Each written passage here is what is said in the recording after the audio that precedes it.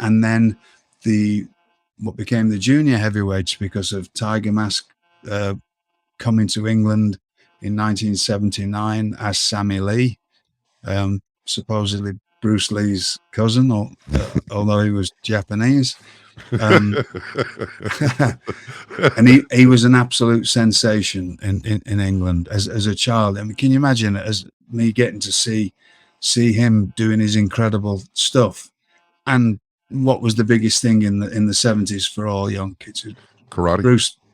Bruce Lee movies. Yeah, karate was huge in the 70s. For those well, of us it was old enough kung to fu. remember. It was kung fu movies, and the show, right? And then the show and the kung. So Sammy Lee came and I'm 11 and my head's blown, right? And at 10, my head had already blown with Marty and Rocco doing a different style. Was Sammy Lee already doing like the moonsaults and the backhand springs and all that stuff? He was doing all kinds of stuff. Yeah, there's not that much stuff that you can find on YouTube, but there is a match. I've kept this a secret from a few people, but it's time that everybody should watch this. When Sammy Lee, who became Tiger Mask, came over, he was wrestling Mark Rocco a lot. Originally, it was Marty Jones and Mark Rocco that sort of pioneered this hard-hitting style. And this hard-hitting style. And then Sammy Lee came over and he had to keep up with them. He'd just come out of he'd come from being trained in New Japan and he'd been to Mexico. And so he came over at the time.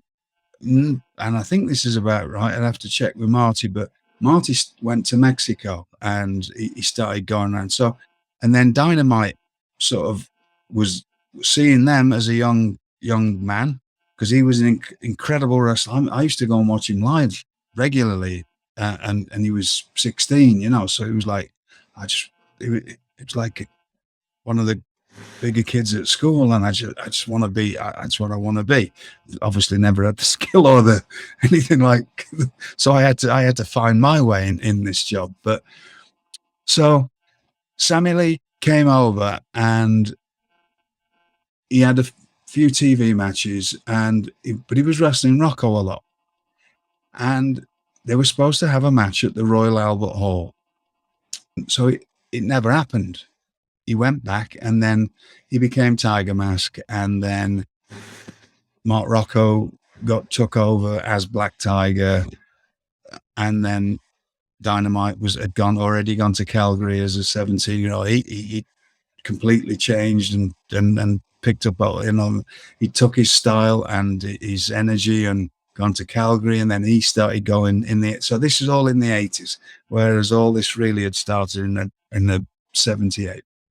It'd been going on before that. In 76, as matches of Rocco and Marty doing stuff that nobody was doing at the time, because they were trying to top each other all the time on everything. And all this predates a lot of the stuff that we know of, that your typical wrestling fan knows, which is, where life began in 1982 at Madison Square Garden with Sayama versus Dynamite Kid. No. But this was put on way before them. So there was a myth, and I remember seeing it at the time. There was a mythical match that had sort of gone by the wayside. There was one TV match of Mark Rocco against Sammy Lee. And it turned up a couple of years ago. It had been, maybe a few people have had a copy of it, and I'm sure John Lister, and he'll know the history or whatever it was. It turned up in my world a couple of years ago. My friend Peter Thompson probably had a copy of it because he's got a copy of everything, but I'd never seen it apart from when I was a child. And then it turned up. So if you want to go back and watch this match, it's on YouTube. Put Mark Rocco against Sammy Lee and watch what they're doing in 1979 and watch what, I've told you this on this podcast before, watch what Marty Jones and Mark Rocco were doing before that, and then tell me that they weren't because I know there's lucha influences and that, but not at the pace that they were doing it, and not at the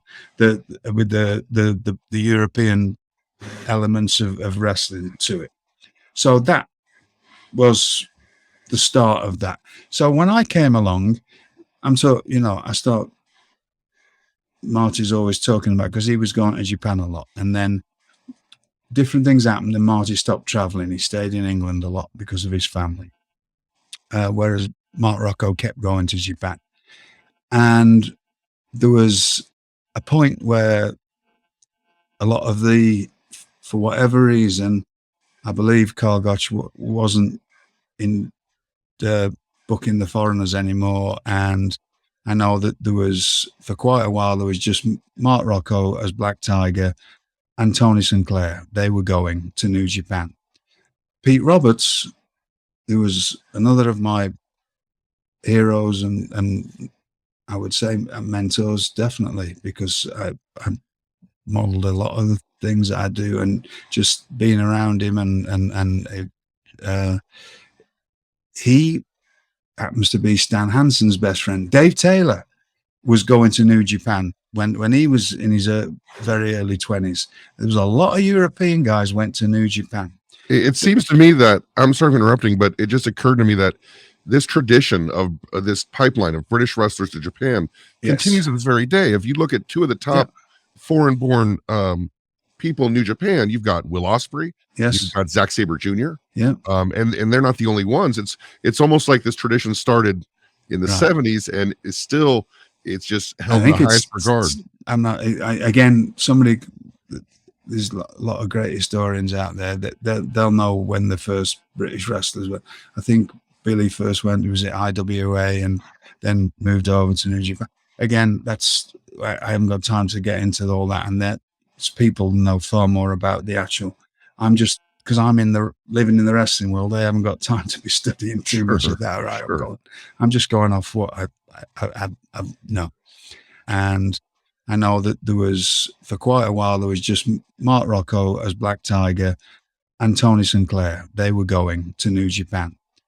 Pete Roberts, who was another of my heroes, and studying too much of that. Right? I'm just going off what I know. And I know that there was, for quite a while, there was just Mark Rocco as Black Tiger and Tony Sinclair. They were going to New Japan. Pete Roberts, who was another of my heroes, and Tony Sinclair, they were going to New Japan. Pete Roberts, who was another of my heroes, and